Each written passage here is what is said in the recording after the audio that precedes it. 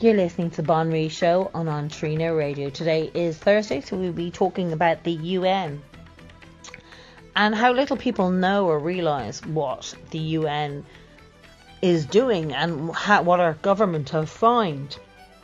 And the reason why people are really annoyed about, the direct provisional centres and, migrants in general, these open borders is causing huge mayhem in Ireland and other countries.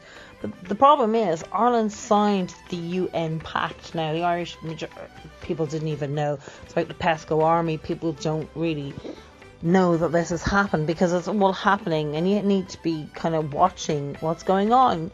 And you have to stop trusting the government, because the government's not for us people. It really isn't. So they signed this UN Pact, and if you don't know what that is, the UN Migration Pact, the 10th and the 11th of December. So it's quite a while ago, and I can't believe majority of Irish people still don't even know what it is. And basically is that you cannot stop people coming in. They signed it. The Irish government signed this. You can't even say where they're coming in from or how many, and even to insult it or to criticise it is going to be a criminal offence. And the fact that people don't know this, it's crazy. We cannot stop it because the government has put this in, and it's about time people start reading. It's called the UN Migration Pact, and I can't believe the amount of Irish people who don't know it, and they think that, that complaining about the direct provision centres all over Ireland, and majority of people are upset about it. But particularly when it comes to their own town or their own village, they're not upset about it until it's on their doorstep. But it's too late. The Migration Pact was signed. So complaining about this direct provisional centre is a little too late. What we really need to do is get rid of Leo and the rest of the anti-Irish government. If something needs to be done, we need that whole government out, and someone who actually has an interest in the indigenous population of Ireland. And that's not the government we have in. Far from it. They want to actually get rid of the indigenous population. So you're not even allowed, as I explained, to criticise this migrant pact. No matter what happens, if your children are being raped or murdered, you want to warn other people, it's all become a criminal offence now to actually criticise it. So you have to just drown in this. And they are. Majority of them are they're young men in their 20s who should be in their own country fighting. They've left their women and children behind. The majority of them are Muslim countries.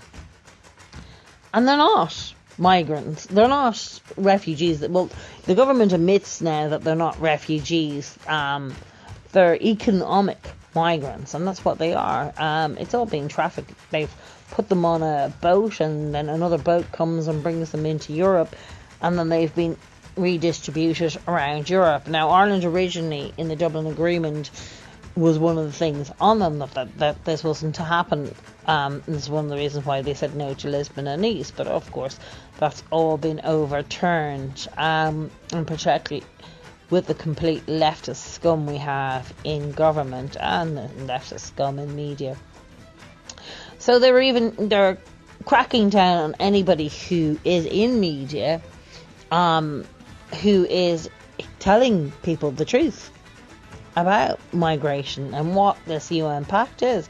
So, in all ways, they don't want you to know, and that's probably why majority of Irish people have never even heard of the UN Migration Pact, because you're not allowed to criticise it, you're not even allowed to speak about it, or it's a criminal. This is what we're living. We're living under a dictatorship from the EU, from the UN. It's all in a line. This is dictatorship. We are in communism. I was talking to a friend of mine. He was saying that he's actually more of a work colleague. He was saying that Jada Francis was coming to Dublin, and I said I would actually not advise her, because it's dangerous. The amount of leftist scum in Dublin, in government, media, everything, that if anything happened, they'd probably twist it that it was all her fault and she deserved to be attacked. It's just not safe. It is completely run as a communism state. It really is. It's, I wouldn't, anybody who disagrees with them or has views that they don't like, they can get attacked and nothing is going to be done to them. It's just not safe. Anyway, under this migrant pact, you can't criticize anything, even, if it's too near a school or you're worried about your children or anything like that. If your children get raped and you criticize migrants, it's you who will be a criminal, not the rapist. And that's the way it's gone. And I'm sorry, even if your children are killed by migrants, which they have done all over Europe. But if you are the one to talk about it, you're the one who will be criminalised. It's more criminally offensive now because the left is running the country. To saying things that the leftists don't want you to say, which is basically anything, unless it's, this migrant pact is working out wonderfully. But obviously it's not, because you're destroying the cultures of Europe, and getting rid of the indigenous population. So what could be good about that? It's completely killing diversity. And Ireland, under this EU as well, has signed another thing called so-called burden sharing, which is completely again against the Dublin Agreement. It's basically the destruction of Europe and Ireland to take in as many economic migrants from Africa. It basically is turning Europe into an African continent. You will not know the difference between Europe and Africa. It'll all become an African nation, except for it's colder here. And all the individual countries and identities of Europe, all the Ireland, France, all of them will disappear. There will be no history, heritage, culture, flag, anything left. No pride, nothing. It will be all gone. And the leftists, of course, love this idea because they hate their own nationality. They hate everything to do in every country. They hate who they are. So they want this to happen. Now, the people who actually like their own country, it was mainly Eastern Europe. And that's why the EU, you will see, will be attacking Eastern Europe more and more. I'll say they try and send them into some sort of economic crash. Because they're the only ones who actually have a love. So the countries that pulls out were Austria. They have recently got a decent government. Hungary, no surprise, they have a fantastic, strong government. Switzerland, Poland, Czech Republic, Slovakia, Israel, Austria, Israel, Austria, and USA. So, and Bulgaria. So they're the ones that, said absolutely not. We are not willing to destroy our country. Of course, Ireland was the first with their hands up, delighted. Simon Covey was like, this is fantastic. Yeah, I love migration. I'm very open about that. The population of Ireland is going to grow. The population, you mean you're going to import a population, not the Irish population. You're going to import population that haven't been educated, have very little rights for women, mostly come from Islamic kind of countries. It's just absolutely shocking. So they're the countries that actually liked their people. Estonia, resulted in violence on the streets, where Parliament said, because the people were uprising against this signing of this migrant pact, because they knew it was going to destroy their country. So they were, there was riots on the streets, and Parliament basically turned around their parliaments and said to them, we are signing it whether we get a support of the people or not. We don't really care. And that's what they said, whether we get a majority of support. We weren't even told. They just signed it. Because I presume that they would have known that there would have been, some what they call extreme right wing, people that actually care about their country and people, who would have disagreed with it. But the leftists would have been shouting us all down anyway and beating anybody up who they thought was, supporting their country. Denmark's Minister of Migration said she wouldn't sign it. Canada's, of course, idiot, like the Irish government. The Canadian people were against it and said that there should be a debate. And of course, Trudeau said he was going to sign it with the people, whether they liked it or not. This is such democracy going on in the world at the moment. And he said the so-called world migration would become the norm. Now, with the world migration, then, it's not normal. Westerners can't just go anywhere. But now, Middle Eastern and Africans can go anywhere. That's the world. That's not the world. We can't go anywhere without a visa. You can't just go to another country. You can't go to America. You can't go anywhere unless you have a visa. Like, you can travel in the EU, but, other countries you need a visa. So these people are being flooded in. Australia, I think, didn't sign in either to this death pact to their own country. Yeah, Australia said no to it as well. So for the ones that did say, and unfortunately our government and Canada said yes to ending our quota. Now Canada, is mostly made up of, British, their history, British and French.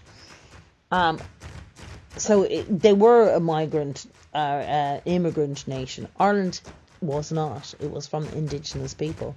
And that has been done away with and is looked down as if it's something to be bad at. They'll either say, they use it one hand, we're a migrant nation, or if they can't use that, and then they say, oh no, it's good for Ireland because it's too inbred. Like, it's just disgusting, their hate on their own people. And so I feel sorry for the Irish who really didn't know and still don't know about the Migrant Pact, and are quite shocked the amount of migrants are coming into the country from African countries, and there's no stopping to this. And even for people who come here legally, and I know I have a lot of my friends are from Botswana, and find it shocking. They go, there's too many in Botswana. We don't have an open door policies. Like, if no African countries can just come into Botswana.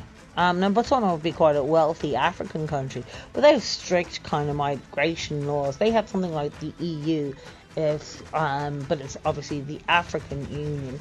Botswana refused to do it. They said, no, we're not joining this because we have a right and a will to look after our own people before other African countries.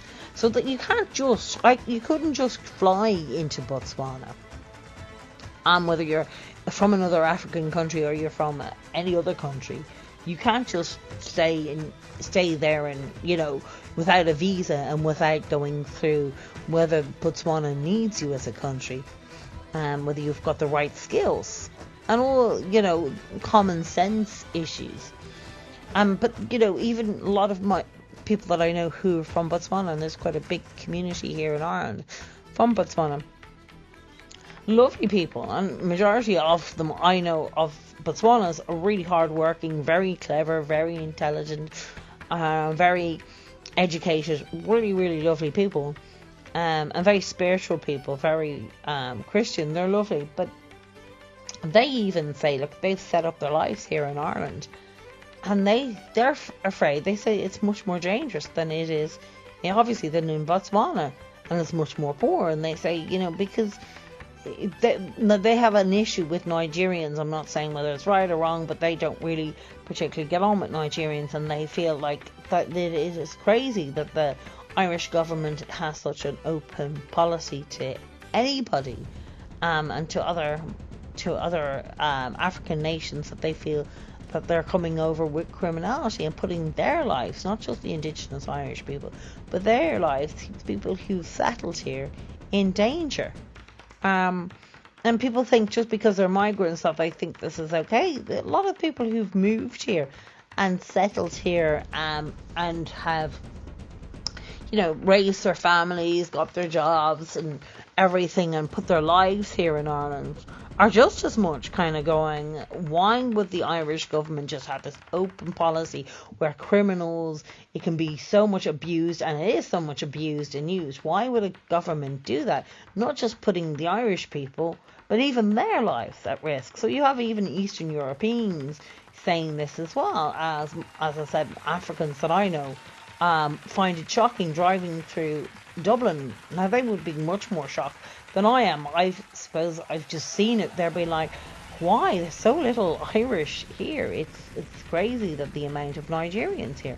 Now I don't know whether there is a huge amount of Nigerians. I'm just saying what I've heard from my friends from Botswana. I find that, you know, that they know perfectly well that there's so many Africans from certain African countries who have come with their own, with huge criminal records, and are allowed to set up shop here and have raped and murdered and or had petty crimes in their own. And they're like, why would they allow this in? Why would you bring this? Why don't you have a point system? Why don't they have a checking way of knowing rather than just accepting? And they said, look, you know, you're not African, but there is a lot of and they can see it. It's like, you know, we can see it because we know what we're looking at. There's a lot of them here that are criminals and running criminal businesses.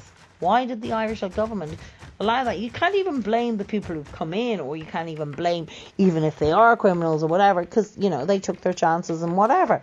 It's the Irish government that's supposed to protect its own people and protect people who have moved here and set up their life here, who have done it and who are good people, whether they're from Africa or Eastern Europe, wherever they've come from. But they have a right to be safe here as well as obviously the indigenous population. But, you know, that's not being said. It's like as if, you know, criminals, whether the rapists, murderers, ISIS leader or whatever, is equal to a person who's coming here to contribute to Ireland. They're all like literally being put on the same kind of page. So, you know, somebody who's qualified in whatever and who's going to put a lot into Irish society is basically, the media has it so blurred that it's the same as somebody who forced or murdered people in whatever country. And this is why a point system is the only thing that makes sense and is the only logical thing to do. Like America, Australia, or any country that has a brain, you know, has a point system that you can't just move there. I can't just move there. No one can just move there. You have to have something that Australia wants. And that you can provide, and that you're not taking a job away from the Australian people. I was going to say indigenous, but they are not. But, you know, at least they're protecting the people who've moved in as well as their indigenous people. So thank you very much for listening. So this is the Banrion Show on Trina Radio. So I will talk to you tomorrow. So catch you on the next one. Bye.